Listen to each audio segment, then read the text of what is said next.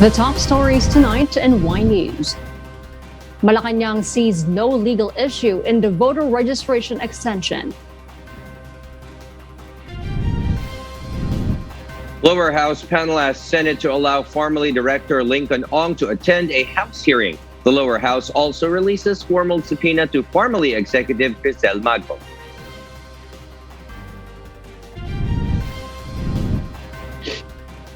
The national government aims to have administered 55 million COVID-19 vaccine doses by October as President Rodrigo Duterte approved the inoculation of the general public, including minors. The Department of Information and Technology is working on long-term solution to prevent future CovidKaya glitch. The United Nations General Assembly wraps up its 76th session, urging strong action on major global issues. Japan's ruling party to choose the next prime minister tomorrow. Good evening, Philippines and the world. We are now reporting live from Quezon City. Today is Tuesday, September 28, 2021. I'm Harleen Delgado. Join us in the next hour as we deliver today's top stories around the country and in other parts of the world. I'm Angelo Castro III.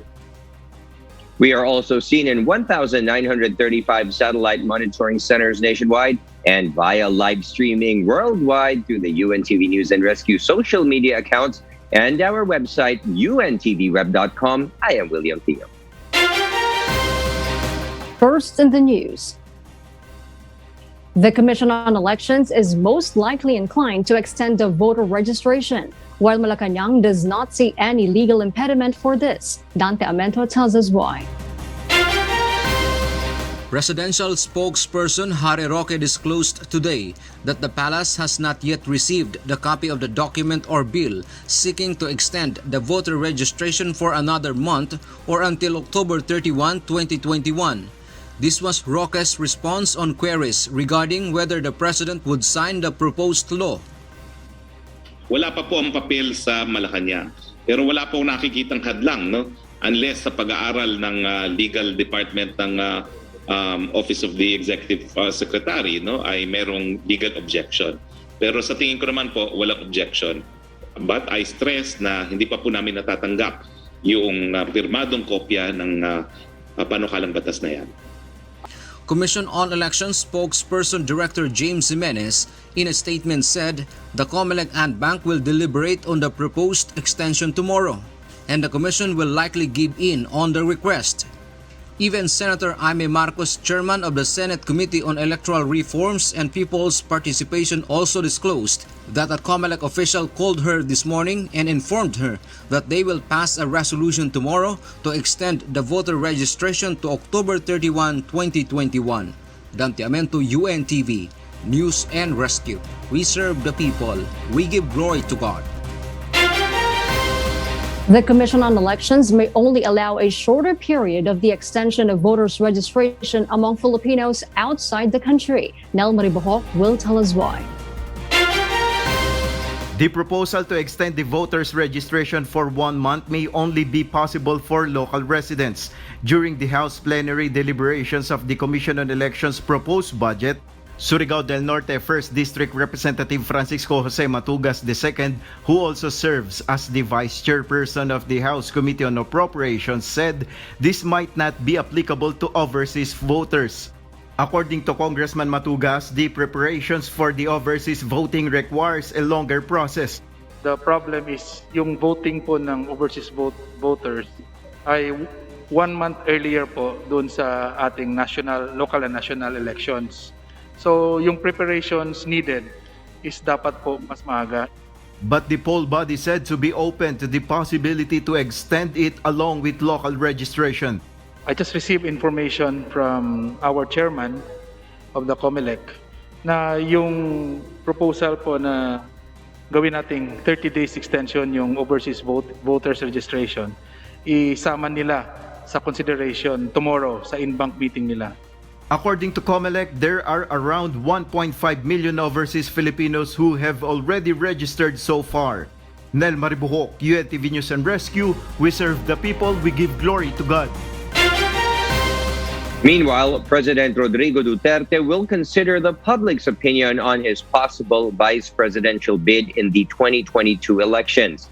This after a recent social weather station survey showed that 60% of Filipinos think his candidacy violates the intention of the Constitution. However, Malacanang insisted that President Duterte will not violate the Constitution if he decides to run. But presidential spokesperson Harry Roque also said that the public must await for the final decision of the chief executive. Pero masasabi ko lang po, sensitibo po ang presidente sa pulso ng taong bayan. Antayin na lang po natin ang kanyang final na desisyon. And a House panel has requested the Senate Blue Ribbon to allow formerly Director Lincoln Ong to attend its own probe into the multi-billion peso worth of government deals with the company. Harleen Delgado will tell us why. The House Committee on Good Government and Public Accountability Chairperson Michael Aglipay has formally written Senate Blue Ribbon Committee Chairperson Richard Gordon to allow formerly Director Lincoln Ong attend its investigation on the government's use of COVID-19 funds. It also requested the committee to provide the equipment for Ong in participating in the inquiry on October 4 via video conferencing. The Blue Ribbon has yet to comment on the said request. Ong is still detained in the Senate building since he was cited in contempt. This morning, the Office of the Senate Sergeant-at-Arms released images of CCTV footages outside the Senate building showing Ong taking a walk. The Senate Blue Ribbon Committee will resume its hearing on Thursday. The House has also released its official subpoena to formerly Regulatory Affairs Head Crizel Grace Mago. The Senate Blue Ribbon Committee earlier said that Mago has been out of reach since their last exchange of messages on September 24. The night of the 9th Senate Blue Ribbon Committee hearing, where she admitted the tampering of expiry certificates of face shields supplied to the government. The lower chamber has yet to give an update if the subpoena is served. Harleen Delgado, UNTV News and Rescue. We serve the people, we give glory to God. The Supreme Court resets the 2020-2021 bar examinations on January 16, 23, 30, and February 6, 2022. This year's bar examinations is supposedly scheduled for this November, but the court clarified that the application period will not be reopened. The SC cited the current situation as the main consideration for the postponement.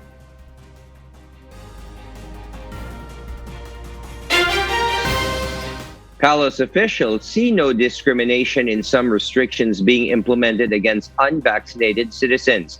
Meanwhile, private sectors asked the Interagency Task Force to implement Alert Level 3 across the National Capital Region in October. Asher Kadapan Jr. tells us why live. Yes, Asher, good evening. Go ahead. Good evening, Will. Presidential spokesperson Secretary Harry Roque believes that the court may uphold the restrictions being imposed on citizens that are not yet vaccinated against COVID-19. This is while vaccinated individuals are given priorities and incentives in establishments, particularly in indoor activities. Here's Secretary Roque as he explains the excerpt of the Constitution under the Equal Protection Clause. Individuals similarly situated should be treated alike. So sa isa pong test na ginagamit natin, yung rational basis test, ang tatanungin ng hukuman kung talagang makakarating sa hukuman itong mga bubbles na ito, yung distinction ba is based on genuine distinctions. At tingin ko po it is.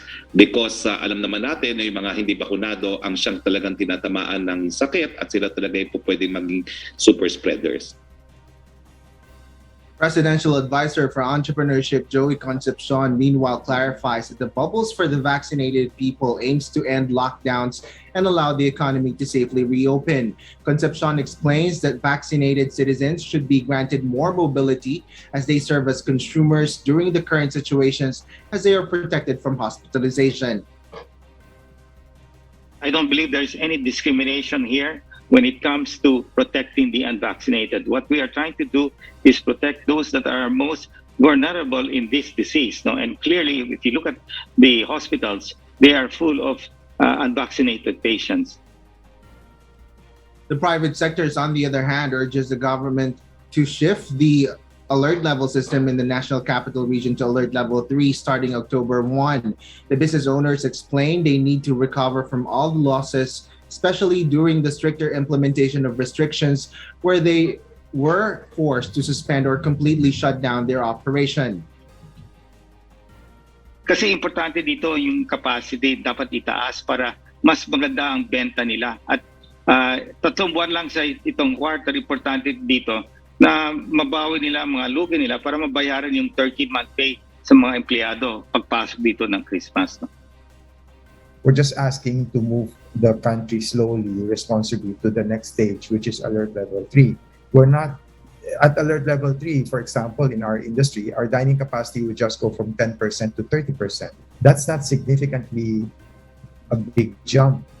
But for us, it allows us to hire more people because wala namang ayudang nakakarating sa mga empleyado namin at sa pamilya nila.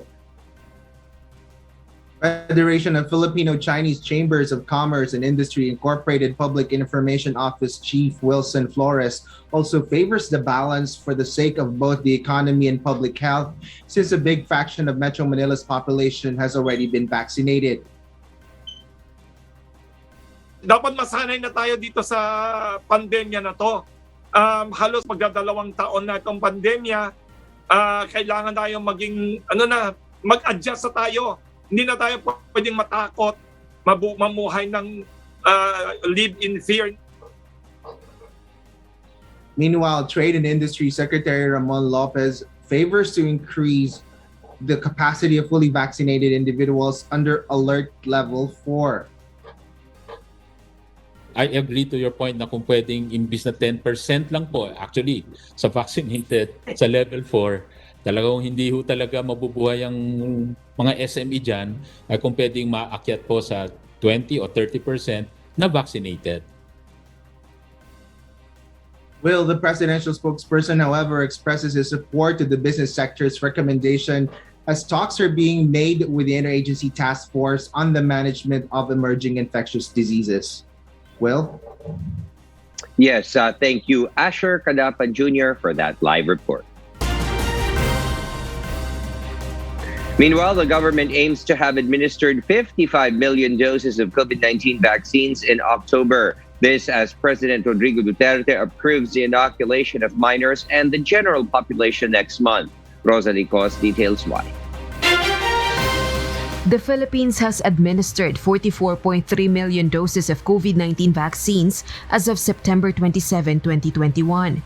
But the government is looking forward to expand this to 55 million doses in October.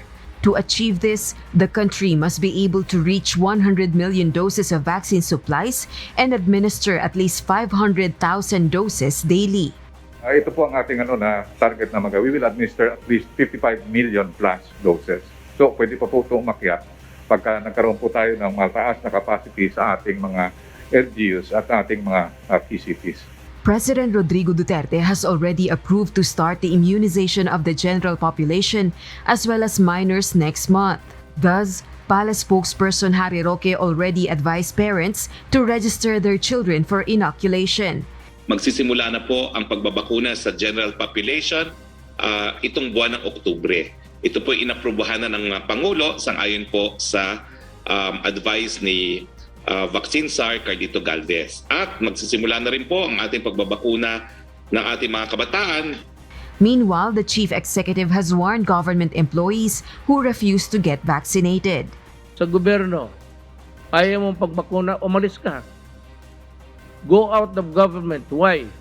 Because when you are with government, you face people. People transact business, official, audiences, or visits. Presidential spokesperson Roque reiterated the chief executive's statement that the government can require vaccination. However, he also admitted a law has to be passed on this. Rosa Licos, UNTV News and Rescue. We serve the people, we give glory to God. The health department experienced a downtime of the CovidKaya system from September 24 to 26, leading to no new death reports in the country. Currently, the Department of Information and Communications Technology is fixing the glitch. Aiko Miguel details why. The Department of Health is now working closely with the Department of Information and Communications Technology to address the technical issues on the COVID-19 data system. This comes after a series of glitches in the Digital Epidemiological Surveillance Information System called CovidKaya. The system automates several data collection processes and is expected to minimize encoding errors of COVID-19 cases in the country. Sa ngayon, tayo ay nakaka-extract na. No? So, I think there are already issues fixed by the ICT. But as mentioned by Johnny earlier, aside from these immediate fixes to what we have identified as technical issues with CovidKaya, we're working with the ICT for longer term, more sustainable solution. As of now, there's no specific timeline provided us, but since we have started seeing these technical issues with CovidKaya. The Health Department assures this will not affect the government's assessment of the country's COVID-19 situation and monitoring of case trend. Dito naman sa alert level system natin, ang metrics na ginamit natin ay yung dami ng kaso, no? That's one. And the second is the healthcare utilization, diba? So yung healthcare utilization, it's a different information system. When it comes to the case data, hindi siya naapektuhan kasi may access pa rin tayo sa CDRS, which is where we get the number of new cases, no? So nakakapag-compute pa rin tayo ilan ang bagong kaso ngayon, no? Ano yung 2-week growth rate, ano yung average daily attack rate. Earlier today, the DOH also reports additional 102 death cases. This is aside from the new death cases from the regular case bulletin issued every afternoon. Aiko Miguel, UNTV News and Rescue. We serve the people, we give glory to God. Nearly 40,000 more Filipinos have recovered from the coronavirus disease or COVID-19, the Department of Health or DOH reported today. The DOH said that 39,980 more survivors were added to the country's COVID-19 recovery tally, causing it to increase to 2,353,140 or 93.3% of the country's case total. However, another 13,846 people tested positive for COVID-19. This figure brought the total number of cases since the start of the pandemic to 2,522,965.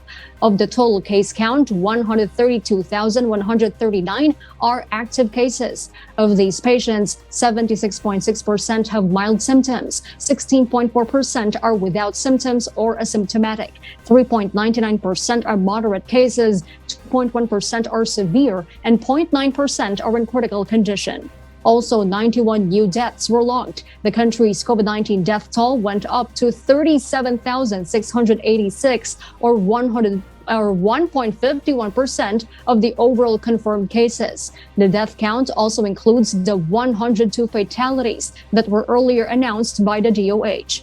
Meanwhile, the overall global COVID-19 caseload has topped 232,407,582, while the deaths have surged to 4,758,001, according to the Johns Hopkins University. The U.S. is still the worst-hit country, with the world's highest number of cases and deaths at 43,116,448 and 690,434, respectively, according to the CSSE. In terms of infections, India follows with 33,697,581 cases and 447,373 deaths. In terms of deaths, Brazil comes second with 533,488 fatalities. The Samahang Industriya ng Agrikultura or SINAG is alarmed over the flooding of imported vegetables in the country. Meanwhile, the Department of Agriculture will investigate alleged smuggled vegetables from China. Janice Inhente will tell us why. Imported cheap products such as vegetables and other food products may pose danger to one's health. Thus, the Department of Agriculture cautions the public from patronizing these products. DA is now coordinating with the Bureau of Customs to investigate the alleged smuggled imported vegetables from China. Secretary William Dar clarified that they only provide import clearance on frozen mixed and processed vegetables and does not include fresh vegetables. The BPI continues to work with Bureau of Customs na titignan itong mga smuggled vegetables. We are asking BPI to see through na ito mga smuggled products ay pwedeng makonfiska. The shipments came from Subic and said vegetables came from China and which was misdeclared as other items. Smuggled yun, hindi dumaan sa proseso. On the other hand, the Samahang Industriya ng Agrikultura or SINAG also lamented that buying imported vegetables may affect the income of local farmers. Meanwhile, the National Food Authority will need up to 27 billion pesos in the next year to buy more palay from local farmers. They can buy only up to 15 billion pesos of palay in the current budget. Ideally, Mr. Speaker, 27 billion sana ang pangangailangan ng NFA. Kaya lang walang kadagdag-dagdag. Sa 7 billion na yan, ay pinapaikot po nila bilang government at saka trader. Ang 7 billion na yan ay nakakabili po sila ng 15 billion worth of palay po. DA targets to increase local palay production by 23 million metric tons by 2022. Janice Inhente, UNTV, News and Rescue. We serve the people, we give glory to God. Philippine National Police spokesperson Police Lieutenant Colonel Luis Gonzaga confirms that homicide complaint was already filed against PNP Academy second-class cadet Steven Cesar Maingat, the suspect in the death of Cadet third-class Carl George Magsayo. Police Lieutenant Colonel Gonzaga said administrative proceeding to expel the upperclassman from the academy is also ongoing. Na-convene na po ang ating academic board yesterday for the termination from cadetship program ni Cadet Second Class Steven Cesar Maingat, and we're just awaiting for the resolution to be signed by all the members of the academic board formalizing his termination from cadetship program. Meanwhile, Gonzaga also assures that they are ready to cooperate with the independent probe of the Commission on Human Rights on the case. And for the news abroad, the United Nations General Assembly wraps up its 76th session on Monday, urging strong action on major global issues today. But Myanmar and Afghanistan pulled out from the assembly without any remarks. Joselito Liquido will tell us why live. Yes, Joselito, please go ahead. Good evening, Marielle. The United Nations General Assembly held in New York concludes with 194 world leaders calling for urgent and action on major demands and concerns around the world. This includes equitable access to the COVID-19 vaccine, response against climate change, and international peace and security stability all over the globe. Israel Prime Minister Naftali Bennett and Belarusian Minister for Foreign Affairs Vladimir Maky both highlighted the global security threats brought by forced hybrid wars that feed and fuel terrorism in countries, especially the current affairs in Syria and Afghanistan, where political instability is high. Furthermore, majority of the world leaders spoke about the challenges brought by the COVID-19 pandemic, which is tearing apart nations and not meeting the human rights of each of their own citizens. Injustice was highlighted in context of the vaccine development and manufacturing against its unequal rollout and distribution in different population and communities. Notably, Gudlaugur Thor Thordarson, Minister of Foreign Affairs and International Development Cooperation of Iceland, stated that for peace and stability to strengthen amidst all these threats and chaos, all nations must unite towards one goal. Abdullah Shahid, President of the General Assembly, emphasized in his closing remarks that this goal is to where the world leaders, the United Nations, work together to bring changes and successful results. It is now for us and that of the United Nations system to address these demands and to do so in a manner that turns every challenge into an opportunity an opportunity to strengthen multilateralism and deliver results on ground, and that reposes its faith in a United Nations that is able and ready. Let us derive our hope from these truths.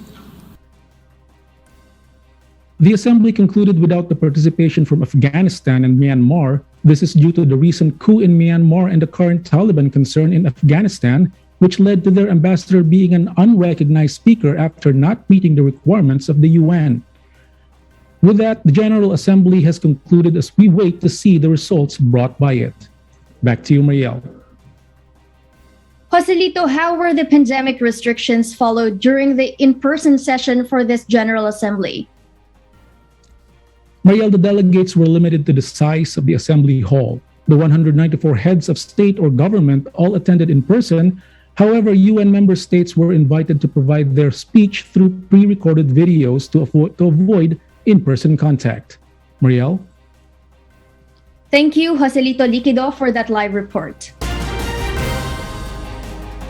Japan is soon expected to have a new prime minister once incumbent Prime Minister Suga formally steps down. Charis Longbowen will tell us why live. Yes, Charis, good evening. Good evening, Mariel. Japan's current Prime Minister Yoshihide Suga said he would step down as premier this month. Hence, the Liberal Democratic Party, or LDP, will have to choose the next leader tomorrow. The four Liberal Democratic Party, or LDP, lawmakers have been reported to run for the position and had opened their campaigns on Friday. The candidates are Fumio Kishida, Sanae Takaichi, Seiko Noda, and Taro Kono, who is reckoned to be the frontrunner in the race. Educated at Georgetown University, Minister Taro Kono, who is in charge of Japan's COVID-19 vaccine rollout, is known for his outspokenness and minded views, making him the most popular pick for future prime minister. On his website, he proposed accepting foreign workers to address the chronic labor shortage caused by the rapidly aging population. Alongside him is Fumio Kishida, former foreign minister with experience as a banker. He reported that if he were chosen to become the ruling party head, fiscal consolidation would be a major policy pillar. Meanwhile, former Internal Affairs Ministers Sanae Takaichi and Seiko Noda are taking a big step forward for Japan's notoriously sexist politics. The female LDP members, however, are political opposites in many ways. Takaichi advocates a kind of paternalistic nationalism and a stronger military, while Noda supports women's advancement and sexual diversity. Mariel? Thank you, Charis Longbowen, reporting live. In other news, 1 in 10 occupations in Australia are at risk of being automated as the country recuperates from the COVID-19 pandemic. The Organization for Economic Cooperation and Development, or OECD, gauges that 1/3 of Australian jobs face possibilities of automation. Based on the survey conducted, 26% of Australian businesses in the country reported an uptake in automation driven by the pandemic. The two most populous states in Australia, New South Wales and Victoria, have reported 27% and 35.1% respectively. Resource industries in regional towns and cities are expected to be hit the hardest, such as coal mining, and other sectors include engineering, plant operation, and food processing, in contrast to affluent cities which have the least danger of getting automated. Social media giant Facebook halted plans to develop a version of Instagram specifically for kids under the age of 13 years old. Ann Gonzalez tells us why. Instagram for Kids was put on hold after facing pressures from lawmakers to back down its development. Head of Instagram, Adam Mosseri, stands by the need to develop a new experience for kids, but decided to pause the project to give them more time to work with parents, experts, and policymakers. The move comes prior to the U.S. Senate hearing on protecting kids online. Meanwhile, Josh Gullin, an executive director of child advocacy group Fair Play, was pleased with the move. He said it was a great day for anyone who believed that children's well-being should come before the interests of big tech companies.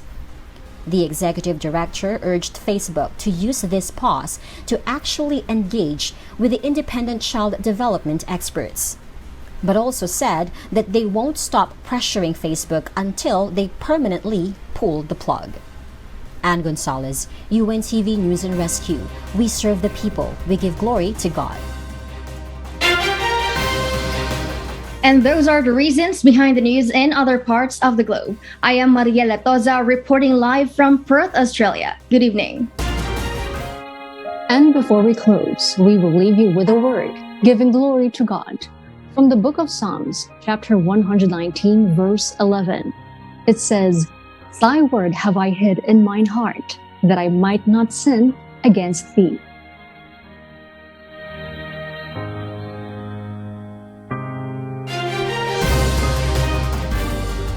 And those are the reasons behind the news, September 28, 2021. I'm Herlene Delgado. Reasons we deliver to you as they unfold. I'm Angelo Castro III. Because we need to know, we will always ask why. I am William Theo. We serve the people. We give glory to God. Sa gobyerno, ayaw mong pagbakuna, umalis ka. Go out of government. Why? Because when you are with government, you face people. People transact business, official, audiences, or visits. We're working with the ICT for longer term, more sustainable solution. As of now, there's no specific timeline provided us, but since we have started seeing these technical issues with CovidKaya. Dapat masanay na tayo dito sa pandemya na to. Halos magdadalawang taon na itong pandemya. Kailangan tayo maging, mag-adjust na tayo. Hindi na tayo pwedeng matakot, mamuhay ng live in fear.